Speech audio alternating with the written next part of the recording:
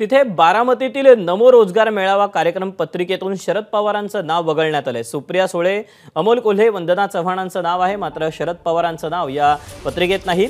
2 मार्चला बारामतीमध्ये हा नमो रोजगार मेळावा संपन्न होतो। या संदर्भात खासदार सुप्रिया सुळेंसोबत संवाद साधलेला आहे। आमचा प्रतिनिधी जयदीप भगतनं पाहूया।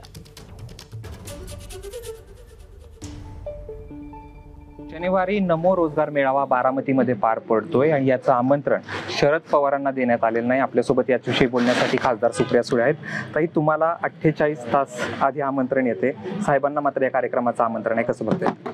हे मला आश्चर्य वाटलं, कारण 2015चा जो GR आहे त्याच्याप्रमाणे आदरणीय पवार साहेब हे आजही राज्यसभेचे मेंबर आहेत आणि वंदनाताईंचं नाव त्या कार्डमध्ये आहे, पण आदरणीय पवार साहेबांचं नाही असं दिसतंय।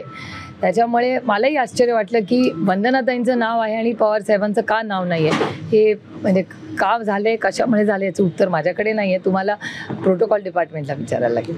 असं माहिती देखील मिळते की साहेबांनी या कार्यक्रमासाठी वेळ देखील राखून ठेवला होता, परंतु साहेबांना आमंत्रण नसल्यामुळं खरं तर या प्रकारे द्वेषाचं राजकारण होतं या माध्यमातून, असं म्हणता येईल का? याच्यावर मी नाही सांगू शकत, तुम्हाला हा प्रश्न सरकारला विचारावा लागेल। साधारण तुम्हाला आज 48 तास आधी आमंत्रण आलेले राज्य सरकारच्या वतीनं किंवा केंद्र सरकारच्या वतीने, तुम्ही या कार्यक्रमाला जाणार आहात का? हो, अर्थातच मी लोकप्रतिनिधी आहे, त्याच्यामुळे आपल्याला काय कशाला म्हणजे कोणी किती तासापूर्वी आमंत्रण दिलं हे महत्त्वाचं नसतं। आपल्याला आमंत्रण दिलं आणि मी लोकांची प्रतिनिधी आहे, त्याच्यामुळे लोकांच्यासाठी या गोष्टीची कशाला चिंता करायची। एक साहेबांच्या कन्या म्हणून राजकारण सोडून द्या, पण जर साहेबांना आमंत्रण सरकारने दिलं तर साहेब येतील असं वाटतंय का?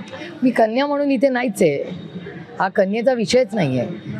महाराष्ट्राच्या वतीने आदरणीय पवार साहेब हे राज्यसभेवर गेलेले, त्याच्यामुळे पवार साहेबांना न बोलवणं म्हणजे महाराष्ट्राच्या लोकप्रतिनिधींना न बोलवणं हा त्याचा अर्थ होतो। खूप खूप धन्यवाद। तर ह्या सुप्रिया सुळे त्यांनी सांगितलं की साहेबांना न बोलवणं, कारण शरद पवार हे राज्यसभेचे महाराष्ट्राचे खासदार लोकप्रतिनिधी आहेत किंवा राज्यसभेवरती निवडून गेले, त्यांना न बोलवणं म्हणजे राज्य सरकारला न बोलवण्यासारखं, असं खासदार सुप्रिया सुळे म्हणतात। कॅमेरा पर्सन धीरज सह, जयदीप भगत, ABP माझा, बारामती। ABP माझा, उघडा डोळे बघा नीट।